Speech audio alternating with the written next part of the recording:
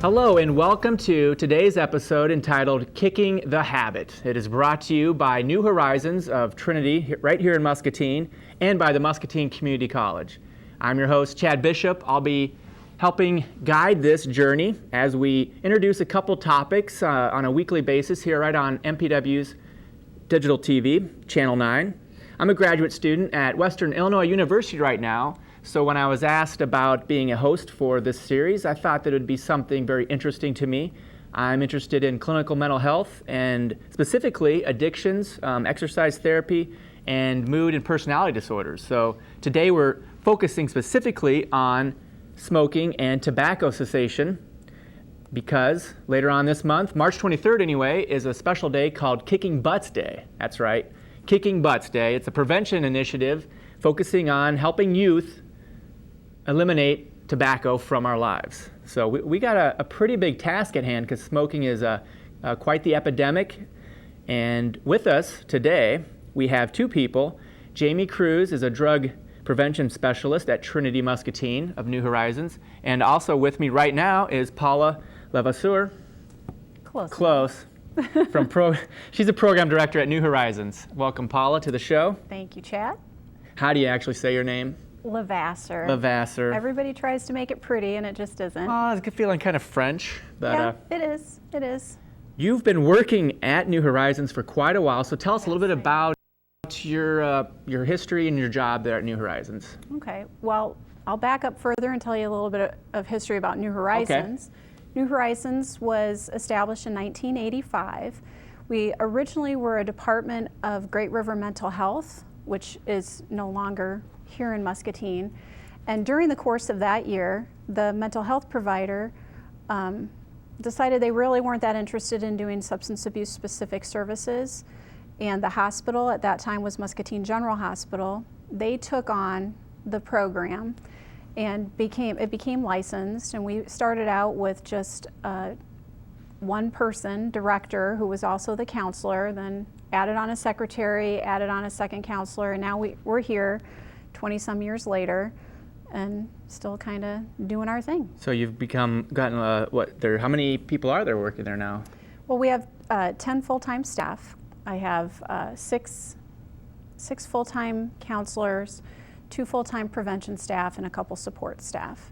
So you've been there since 1989, is that correct? Yes. Were you that first person, or? No, I wasn't the first person because we opened in 85, but I am no one else there has more seniority than me anymore. Oh. Kind of outlasted everybody. I started out as the adolescent counselor, and I've done pretty much every position that we have in the department, so. There seems like there's a burnout factor with this particular kind of counseling because of the nature of dealing with addicts and some of the denial. Absolutely. But you've obviously found ways to work around that. Well, I think the burnout is probably more associated with the fact that substance abuse addiction is a chronic relapsing disease. And so there are very few people who their very first attempt to quit and be sober and stay sober are successful long term. Most people at some point experience some type of relapse.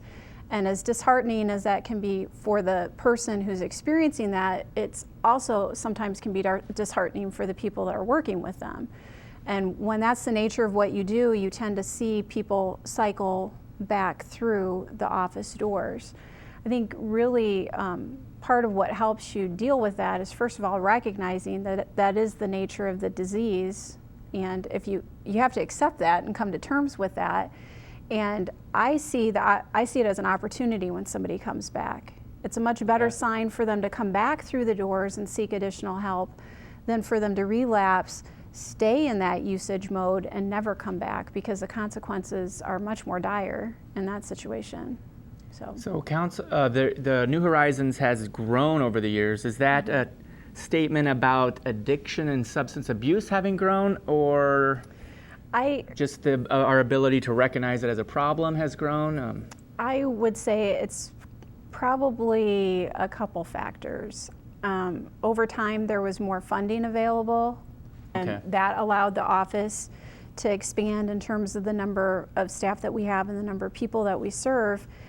they're, you know, like any other type of illness, there's a certain percentage of people that are going to experience it at some point in their lifetime. And so that number tends to be a little bit more finite in terms of the people that you might serve.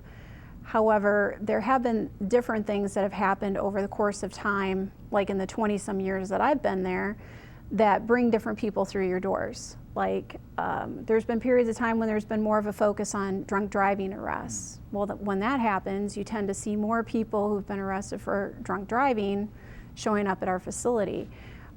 Back in the late 90s, early 2000s, there was a huge focus on methamphetamine and legal issues related to that. We saw a lot more methamphetamine addicts coming in our doors at that time. So it isn't necessarily that there's more abusers, there's just different things that bring them in. That makes sense.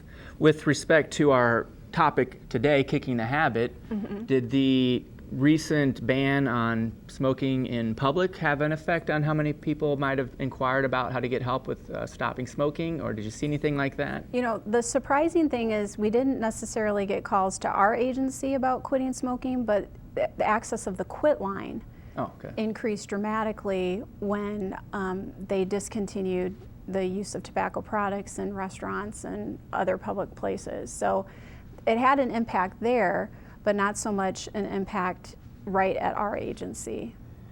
So speaking of your agency, you work at New Horizons. What services do you provide? Well, we provide an array of outpatient services. We're strictly an outpatient substance abuse provider. And so I like to say that we provide the continuum of outpatient services. And that starts with prevention, which is early education, early intervention. Jamie, who will be on a little bit later, can talk a little bit more about those types of services that we provide.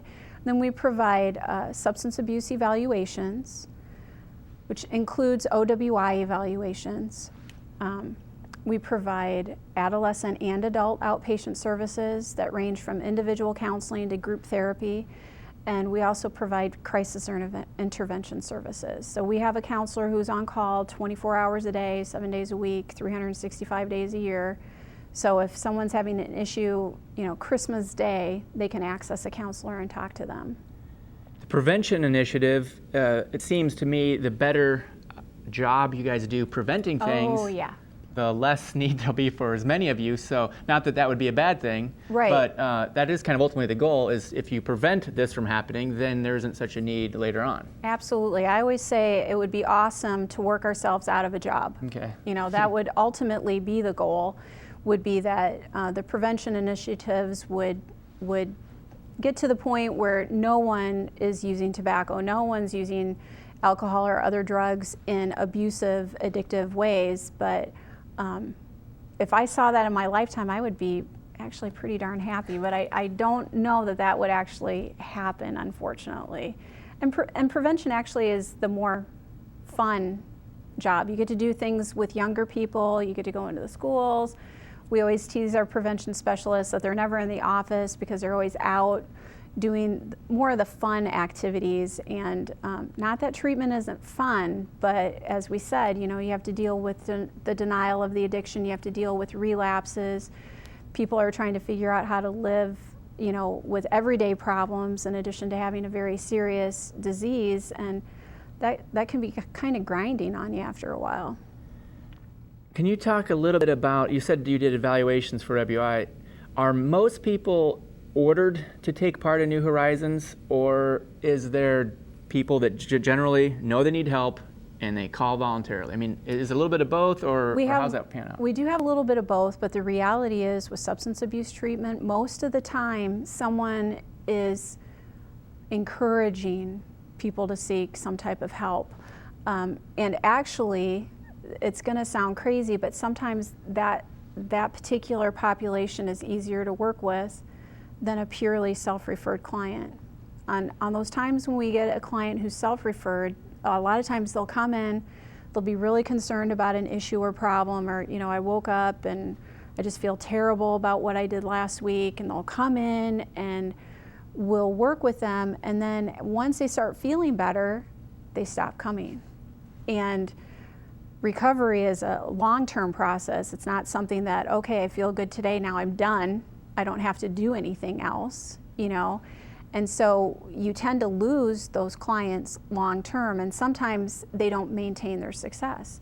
If they're able to maintain their success without us, that's great, and you know, I'm glad we don't have to see them. But the concern is oftentimes they don't stay engaged long enough to really develop the skills they need to be successful in their recovery. That's why sometimes having that pressure, that outside pressure, is almost a little bit better, because then when they start feeling better and they're like, oh, hey, things are going great, they still have someone else going, you need to stay, you need to finish what you started, you know. And those pressures can come from a lot of places. A lot of times we talk about the court because those are things that a lot of people can recognize, like drunk driving. That's something that a lot of people know what that is, and that makes sense. Okay, if I got arrested for drunk driving, I might have to go do a substance abuse evaluation. But we see people who their family members are concerned, and they've said, you know, either you get help or we get out. An intervention type of thing. We work with people who are referred by their employers, by their school, by the Department of Human Services. A lot of times people get involved with them related to their issues related to their kids. And so ultimately they'll come see us. They need to essentially pass the requirements of the certain program they've been encouraged to go to kind of show or respond to the pressure, outside pressure. Mm-hmm. What, let's see, how many times does it typically take? I mean, I'm talking about success rates here a little bit, but one time through treatment, if somebody's, you know, has had a long-term chronic problem, doesn't sound like it's usually enough, but 10 times, 2 times, I mean, is there kind of a pattern that ends up happening? Or? What you're asking is there a magic number, you know, like, if I'm going to quit, how many times do I need to anticipate on going to treatment before I'm going to be successful? And the answer is there is no answer, because we have seen clients come in and they have been successful after one treatment attempt. And we've seen other clients come in and their 10th attempt, all of a sudden, you know, they're doing quite well. So it really is dependent on the person. And some of it also, again, is how you measure success. I may have some success at maintaining my sobriety the first time I was in treatment, and then ultimately have a relapse and come back. Well, that doesn't mean their first treatment attempt was unsuccessful. You know, it is a chronic relapsing disease, and so it isn't unusual to expect that we might see a person back, even if they were quite successful the first time. Seems like the first round of treatment would be a step or tools that they would use, and they kind of build upon each other. So you have to be ready, don't you? I've kind of heard that, but if you're not, I don't know what that even means. It's different for each person. But if you're court ordered and maybe you're young and still kind of defiant and you go through it, you might not quite be ready. You're going to learn some tools that you might be able to use later on when you become ready. Yeah, that's true. I mean, part of the task of treatment is for us to try to assist the person in deciding to be ready. You know, anytime you make a behavioral change, there's a process that you go through, and there's different stages of change that everyone goes through, whether I'm deciding to quit smoking, or if I'm deciding I want to become a graduate student, or if I'm deciding I want to quit drinking. You know, that decision, kind of, you go through a process. And what we're supposed to do in treatment is try to help people move through those stages of change. So even if I come into the door and I'm like, I have no interest in what you're selling me, because that's kind of how they feel about us sometimes, if we can help move them through that process and get closer to making that decision to stay clean and sober, we've accomplished quite a bit. And like you said, though, too, even if I'm really defiant and I go, no, I have no interest in this, if we plant that seed, the seed's still planted. No one takes that away from them. So when they come back through the doors, hopefully they remember that information and are able to utilize it. Can you talk a little bit about why people drink and use drugs? I mean, what is the general at the beginning of this, what's happening for people? Because I'm hoping people watching might be able to relate to something you say, kind of see that there's a fit here, and maybe inspire them to kind of take the next step. Right. There's a lot of reasons why people start. If you survey young people, a lot of times they're curious, or they talk about peer pressure. But when you're talking about the difference between someone who's a social user and someone who's a problem user, why do they drink or use drugs? Is that kind of the direction you want me to go? Yeah? Yeah.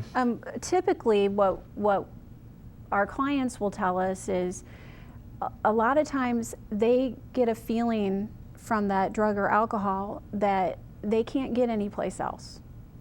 Some people describe it as filling a void. There's a pretty famous person in the addictions field that uses this analogy about feeling like they have a hole in the middle, and when they drink alcohol or they use that drug for the first time, all of a sudden that hole closes up and they feel complete. Mm-hmm. And if you're a person who's ever felt like you had a hole in the middle, and knowing what that feels like to suddenly feel complete, I mean, it's a pretty powerful analogy. And so you can see why someone would be drawn back to that usage over and over and over again. But a lot of times what's happened with the person is, maybe they're uncomfortable socially, and they drink or use, and they finally find themselves not feeling so uncomfortable. So and there's so a it fills that void. Self-medication type thing. If you're social phobic, let's say you're nervous about going in public, have a drink or two, all of a sudden you realize you're not so nervous. Right. You might learn that drinking a couple equals enjoyable social interactions. Now, life without social interaction would be depressing. Absolutely. Quite frankly, I mean, that is one of the causes of depression. And sometimes when you talk about self-medicating, there's a lot of people who are bipolar, schizophrenic, depressed, a lot of different mental health issues that they find when they use alcohol or other drugs, depending on what their drug of choice is, that it gives them they wouldn't say it changes my brain chemistry, but what it does is it changes their brain chemistry so that it helps kind of mask the symptoms of their mental illness. And so it can be a form of self-medication to start out with. And the thing about addiction is there is a change in your brain chemistry. And so once that change happens, there is a very significant draw to continued use, because the person literally does feel so much better when they're under the influence than when they're not. And at some point they get to the point where they just have to use not just to feel good, but just sometimes to even feel normal. And if you're feeling so bad that you don't feel normal, of course you're going to be drawn to your alcohol or drug use.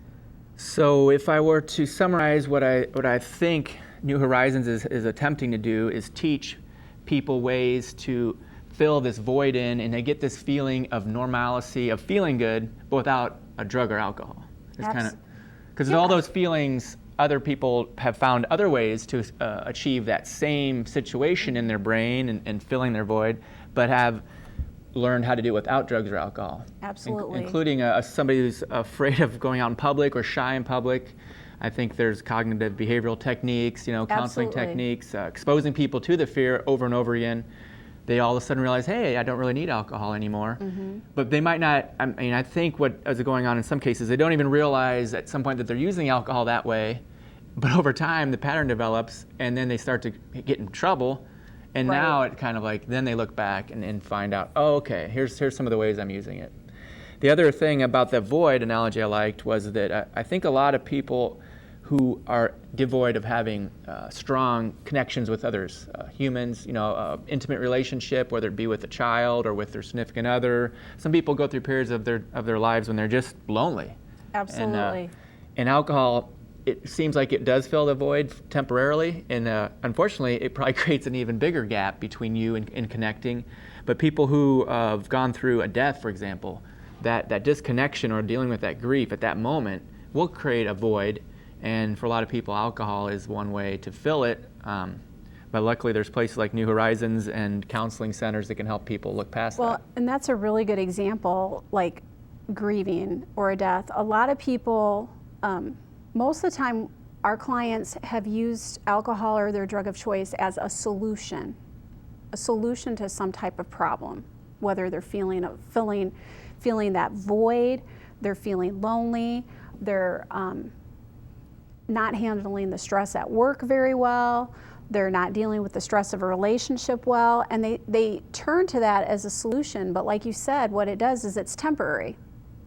Once the alcohol or the drug wears off, oh, here I am, I've still lost my loved one, or I still have my job problem, or I still have this pain in the butt relationship, or whatever it is. And so it doesn't actually solve any of those problems. But if that's what I'm using as my problem-solving technique, and then I'm miserable again, I turn right back to that problem-solving technique. So part of what we try to do in treatment is give people the tools, the skills to learn how to address some of those we call them life problems, because we all have them. You know, it doesn't matter who you are. At some point, everyone feels lonely. Everyone in their life at one point in time has felt socially isolated, or was unhappy with their job, or maybe had a little bump in the road in their relationship. But some people manage those problems in a different way. Teaching coping skills is kind of another way of putting that. How one person copes with the exact same situation might be different from another. Absolutely. And with alcohol, we're going to talk about that in the next episode, but with smoking, nicotine is what we're focusing on today. If you use nicotine as a way of coping with nerves or anxiety or pressures, it might work with that particular situation, but oh boy, there's a lot of problems that are associated with nicotine use. And a lot of smokers talk about that they use their cigarette as a stress reliever, you know. And the reality is it doesn't really calm your nerves.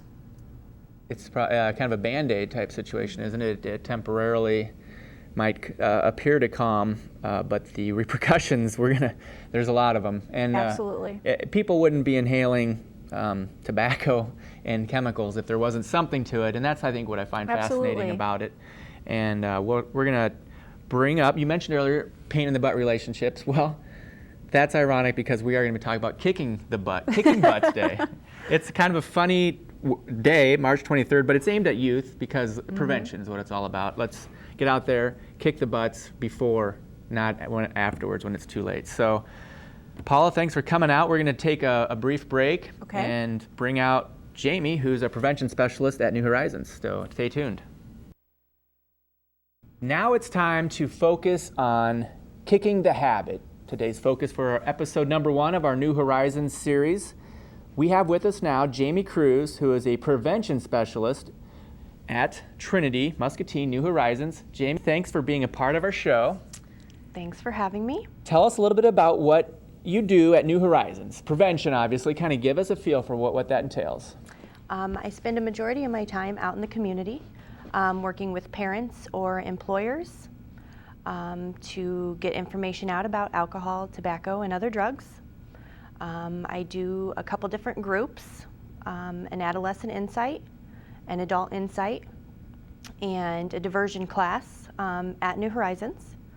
And those are for people that just kind of need teaching in that aspect, don't necessarily have the abuse problems yet.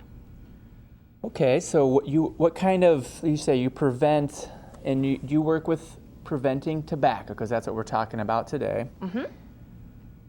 What's going on this month as far as tobacco prevention? This is kind of a special month. Mm-hmm. Like you've mentioned, Wednesday the 23rd is Kick Butts Day. It's an actual day where the youth get to stand up and speak out against the big tobacco companies. There is a local chapter, Yell chapter, at the YMCA, which is going to be putting up a display for Kick Butts Day. And on their display, the teens or youth have traced their hands and put on something that they would rather do than use tobacco. Okay.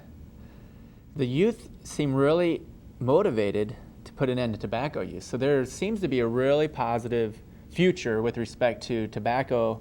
It's got to be on the decline. I mean, it's just seems apparent, even just walking around today's society, there seems to be less and less tobacco, so prevention efforts apparently are working. Part of what I think's going on, or a danger of smoking, before we get to the actual obvious dangers of smoking, something bigger is kind of going on recently with the local smoking ban, and that's secondhand smoke. What are some of the dangers of secondhand smoke? Because this is kind of where it's one thing to hurt yourself, but if you're involving others, that seems to be where society and our culture has drawn the line. What's going on with secondhand smoke? Secondhand smoke is the third leading cause of preventable deaths in the United States. 53,000 people each year die from lung cancer or heart-related problems related to breathing in secondhand smoke. The third leading cause. Okay, so of all the deaths that you could prevent, because we can't prevent some of them, they just happen, this is the third leading. Do you happen to know what the first two were? No, I do not. Preventable, okay. So 53,000 each year. Lung disease and heart disease, though, are what specifically? Secondhand smoke? Yep. That's tragic, because that's not even necessarily from you smoking, it's from you being around people that smoke. Okay, Right. What else? It also causes, increases your chances for, lung cancer, heart disease, like we've already mentioned, stroke, asthma, allergies, bronchitis, and then in children, it's been linked to cause middle ear infections and pneumonia. Okay, wow. There's 4,000 chemicals in secondhand smoke? Yes, there is. Okay, and 43 of them have been proven to cause cancer. So there's that's a lot of chemicals in a substance. Yes. So I imagine oxygen, the air we breathe has chemicals in it because of the nature of our society, but obviously smoke has got more concentrated, and they've shown that 43 of them cause cancer. Wow. Yes. And we're not even talking about smoke, what the actual from the cigarette situation. Okay, what about smoking itself? We kind of know the dangers, lung and heart disease. What are the benefits of quitting? That might be a little more interesting to talk about. Okay. Well, like 20 minutes after you quit, your Blood pressure tends to go back to normal or pre-cigarette level. Your hands and feet, the temperature goes back to normal. So just 20 minutes later, you're already starting to feel something. Okay. Yep. Wow. And then within a couple weeks, your lungs start to work better.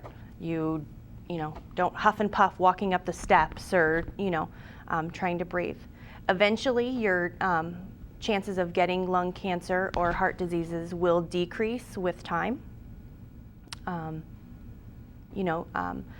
After a couple months, the sinus infection, the bad cough that you have, that tends to all kind of slow down as well. Okay. Some of the information that we've researched, that your institution's researched, also mentions that 10 years, your lung cancer death rate is cut in half. Yes, it is. So half as likely. 15 years, your coronary heart rate disease is cut of that of a non-smoker. Yep. So some other things, circulation improves, lung function increases up to 30%. So if you smoke, whatever lung function you have right now, 30% of it's being limited. Right. 9 months later, you mentioned coughing, sinus congestion, all that stuff, fatigue and shortness of breath will decrease. The cilia, those little fibers in the lungs, regain their normal function. Yes. Probably not completely, or so some things completely work themselves back into normalcy. I would say probably not 100%, but they start improving.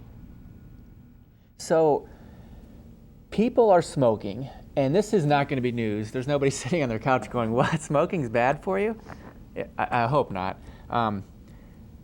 But why are they smoking? What's going on? From your kind of, you've worked with smokers, so what are they telling you, or what is your understanding about the motivations behind smoking? The biggest thing that I've been getting or hearing is the stress reliever. Fight with a significant other, trouble at work, boss, something like that, and they just don't know how to handle it any other way.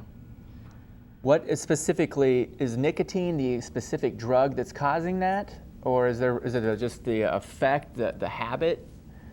Do you know specifically if what's going on? The nicotine is what leads to the addiction. Once they started, then the nicotine is what keeps them coming back for more, I guess. But the habit, that's a big thing as well. It's hard to break a habit once you start a habit. So when what are you doing? We understand the Kick Butts Day. That makes sense. Getting kids involved.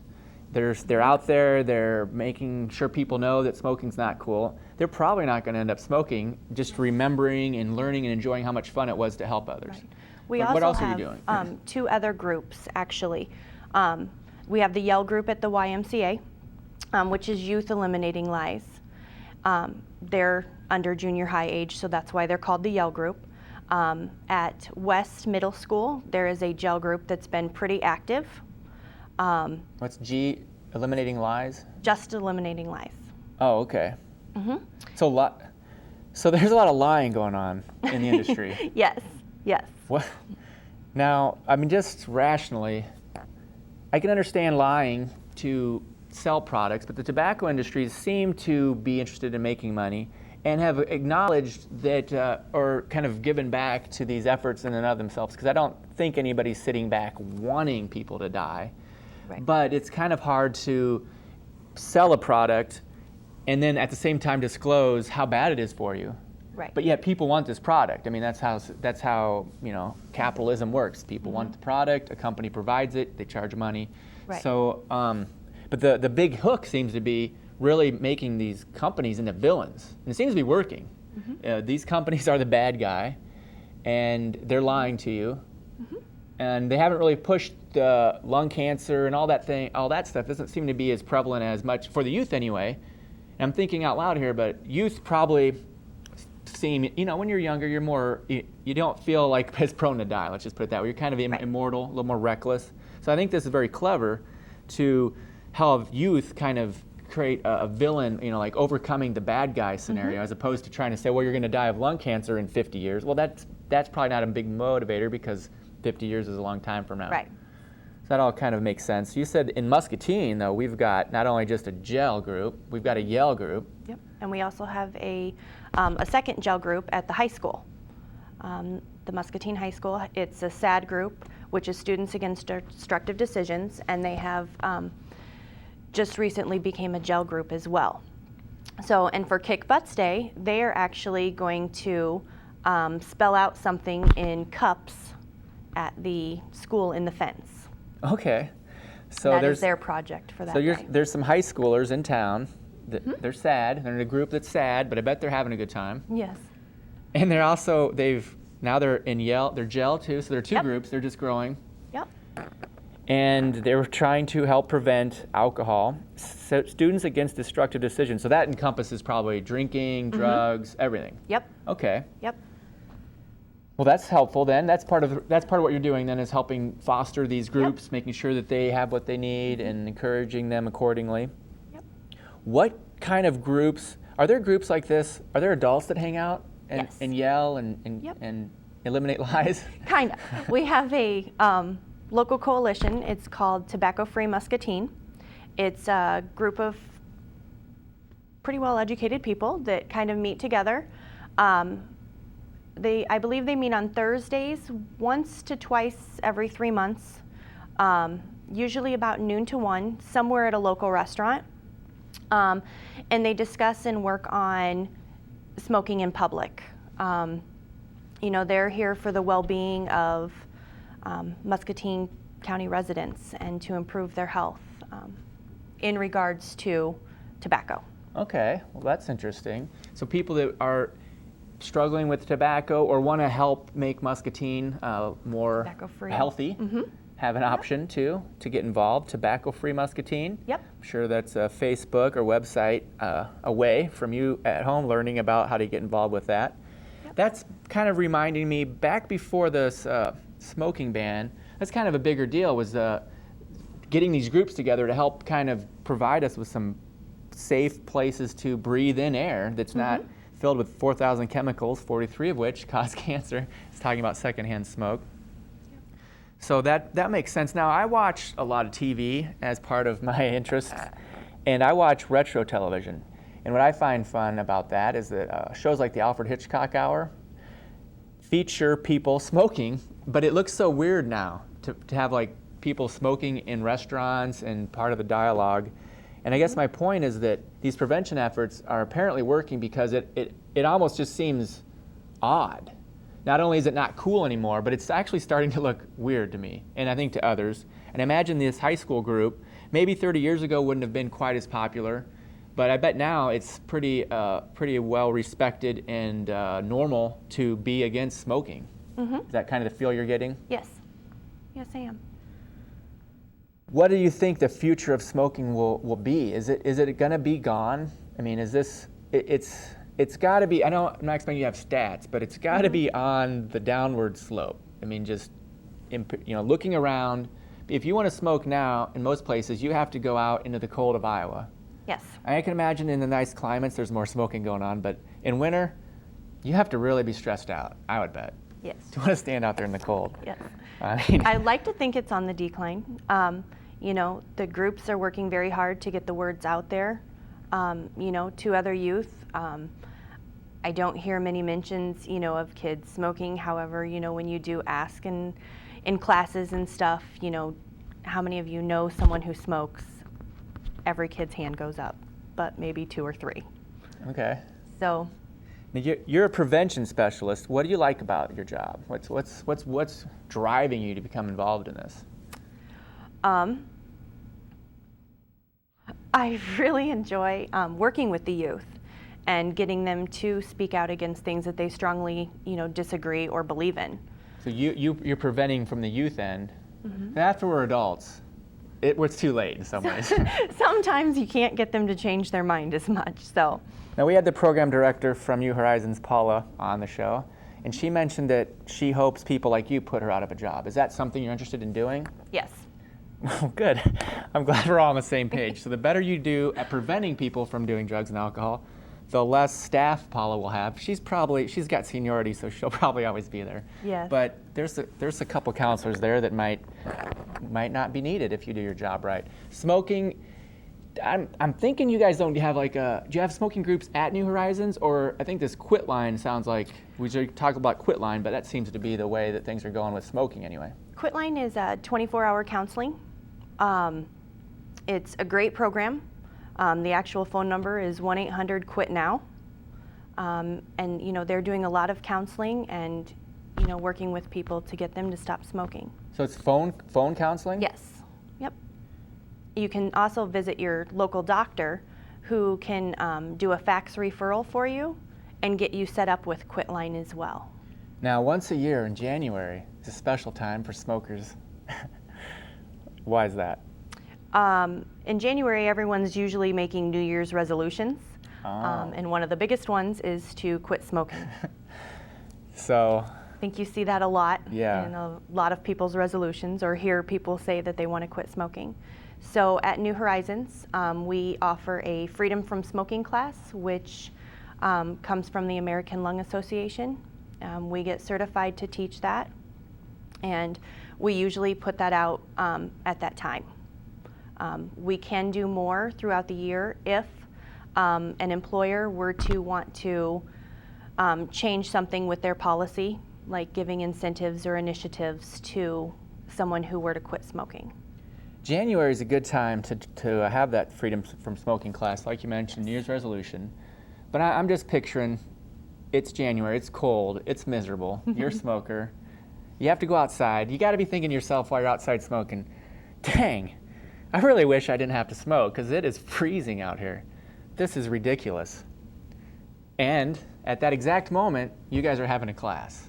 Very strategic, commendable. Now, in the middle of summer, when everybody's frolicking around out on the river, puffing away, you don't offer a specific class, but you refer them to Quit Line. Mm-hmm. Mm-hmm. So people that smoke don't necessarily go to outpatient centers and whatnot. It's not because it's not, maybe, I mean, I'm thinking out loud here, but maybe it's bad for you, it's bad for others, but you don't actually get in trouble with the law necessarily. It's kind of, I guess, maybe that explains why there's not such an aggressive need to help people who are trying to quit smoking. And simply talking on the phone, does it work? It does. It does. You know, support is one of the best things to get someone to quit. You know, just hearing the you can do it, and, you know, talking them through things, giving them other ways to deal with their stress. You know, it does work. What are some other ways to deal with your stress? Let's prevent some people from smoking right now. Come on, let's see. You're a specialist in this. We can finding some other hobbies, you know, is a big thing. You know, learning what else you like to do, and maybe throwing yourself into that for a while. You know, scrapbooking, you know, different things like that. You know, and scrapbooking. That might work for you. You like to scrapbook? Yes. Now, if you told me to scrapbook to relieve stress, It probably wouldn't necessarily work for you, but the point is to individualize a stress Yes. relieving opportunity. Yes. Taking a So walk, jog. if stress is what is the reason they give you as to why they're smoking, then you could probably suggest, okay, so if we found another behavior that wasn't as bad for you that relieved stress, would you be interested in it? And you suggested scrapbooking, and the person was interested in that. That would be possibly one way to help them, because like you're saying then, is that they can't simply, to quit, they're going to need to kind of replace that behavior Right. with things that will relieve stress. I guess if there's a stressful situations in their lives, yeah, there are tools to alleviate stress and prevent stress from happening in the first place. Mm-hmm. So, but I'm tempted to think, and maybe not even tempted because this seems pretty obvious, that's what they're saying is the reason behind why they're smoking, but there is an actual addictive component to nicotine, Yes. like a chemical, neurological addiction that happens that they actually have to withdraw from. So it's not quite as simple as getting Right. the scrapbook out. Right. Can you address that? I mean, or did I sum that up? There's a chemical. You summed it up pretty well. You know, nicotine is addictive. You do go through some withdrawal symptoms with the shaking, the jittering, you know, all that when you stop. You have cravings when you know, stop using tobacco. And I, you know, with speaking with people who have quit and have, you know, stayed quit for several years, the cravings get less, but they don't ever go away. It becomes mind over matter at some point in time. You know, you eventually are able to just say no. You know, or the one lady who talked to me last night said, you know, I've been quit for way too long to start again. You know, and just remembering all the things that are bad with tobacco use and reminding yourself of, you know, the lung cancer, the bronchitis, you know, the coughing, the withdrawal symptoms that you have already gone through, and to not want to do that again. Have you ever been a smoker? No. So you're not specifically aware of the challenges, but you've talked to enough people to kind of, because it sounds like you're knowledgeable about some of the things they're going through, so you kind of get a feel for what it might be like to want to smoke and not be able to stop. Yes. What about the patch? Do you guys have referrals for different products like nicotine patches, things like that? Do you have have any techniques that you offer, or do you simply filter them to Quitline? We do Quitline, you know, but another good place to start is with your physician. Okay. You know, your physician has the prescriptions to do, you know, the Chantix, I believe, was a new medication to help people stop smoking, you know, and that is a prescription needed for that. You know, the patch and the gum, I know Quitline used to offer that stuff, but with the funding and everything now, it's just counseling. Well, before we wrap up, I'm inspired to eliminate lies. I mean, this gel group has got me excited. Because lying, it's not that great of a thing. Let's eliminate a couple lies, if you have a few minutes. Why does nicotine have to be in a cigarette? I mean, are they putting addictive substances in these cigarettes so that you buy more of them? I mean, is that what the lie is? Yes, I would believe so. You believe that to be a truth, that they are purposely putting a chemical in that makes you addicted to it. That seems a little unethical. and immoral. You agree? Yes. Now, but I don't know. I just find it hard to believe that they actually can get away with that. And I'm suspect to think that the nicotine and the addictive chemicals have to be in there. Otherwise, why wouldn't they offer a version of cigarettes that's nicotine free? Then you'd still get the glamour of puffing, of smoking. You'd still get the charred fingers and the stained teeth. You still get all the perks of smoking, but without the addiction. Is that product exist? If not, why? I really couldn't tell you why, and I don't believe it exists.